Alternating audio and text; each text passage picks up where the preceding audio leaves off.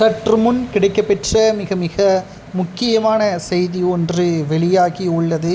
திராவிட முன்னேற்றக் கழகத்தின் மிக முக்கியமான அமைச்சரும் மூத்த நிர்வாகியுமான துரைமுருகன் கண்ணீருடன் திமுகவின் தலைமைக்கு ஒரு கடிதம் ஒன்றை அனுப்பியுள்ளார். தன்னுடைய பொதுச்செயலாளர் பதவியை பறிப்பதற்கு ஸ்டாலின் அவர்கள் முன்வந்துள்ளார்.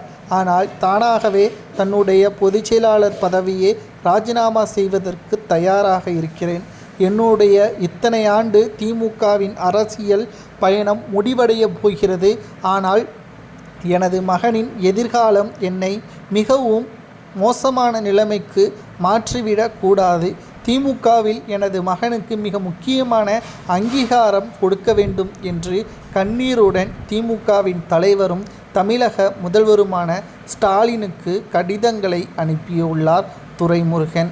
அது மட்டுமல்ல, 2026 சட்டசபை தேர்தலில் மீண்டும் காட்பாடி தொகுதியில் துரைமுருகன் போட்டியிட முடியாது. உதயநிதி முழுமையாக எதிர்ப்புகளை தெரிவித்துவிட்டார்.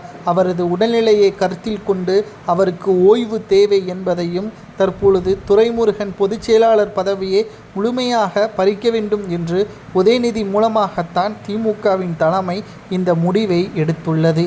அது மட்டுமல்ல, திராவிட முன்னேற்ற கழகத்தை பொறுத்தளவிற்கு வாரிசு அடிப்படையில்தான் முக்கிய பதவிகளும் வழங்கப்படும். உதயநிதி அவர்கள் துணை முதல்வராக பொறுப்பேற்றிருக்கிறார், அதுவும் குறுகிய காலத்தில். ஆனால் தனது மகன் பல ஆண்டுகள் திமுகவில் இருக்கிறார். ஆனால் எம்பியாக இருக்கிறாரே தவிர அவருக்கு எந்த ஒரு முக்கிய பதவியும் வழங்கவில்லை. அவருக்கு ஒரு முக்கிய பதவி எனது மகனுக்கு வழங்கப்பட வேண்டும். கதிரானந்திற்கு முக்கிய பதவி வழங்கப்பட்ட அடுத்த நொடியே தனது பொதுச்செயலாளர் பதவியை ராஜினாமா செய்வதாக கண்ணீருடன் தெரிவித்திருக்கிறார் துரைமுருகன். இவரது கடிதம் சமூக வலைதளங்களில் வைரலாக பரவி வருகிறது. திராவிட முன்னேற்றக் கழகத்தின் தலைவரும் தமிழக முதல்வருமான ஸ்டாலின் அவர்களுக்கு கூட தான் வயதாகிவிட்டது. அவரையும் ஓய்வெடுக்க சொல்ல வேண்டியதுதானே? ஏன் கலைஞரும் கிட்டத்தட்ட 93 வயது வரை திமுகவின் தலைவராகவே தான் பொறுப்பேற்றார். அவர் ஏன் ஓய்வெடுக்கவில்லை? உதயநிதிக்கு பொதுச்செயலாளர் பதவி மீது ஆசை வந்துவிட்டது.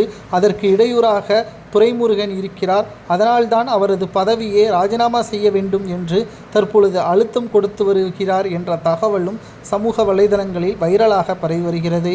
இது துரைமுருகனுக்கும் நன்றாகவே தெரியும். அதனால்தான் அவரது மகன் கதிரானந்திற்கு முக்கிய பதவியை வழங்கினால் தனது பதவியை ராஜினாமா செய்வதாக கூறுவது சரியா தவறா என்பதை கூறுங்கள்.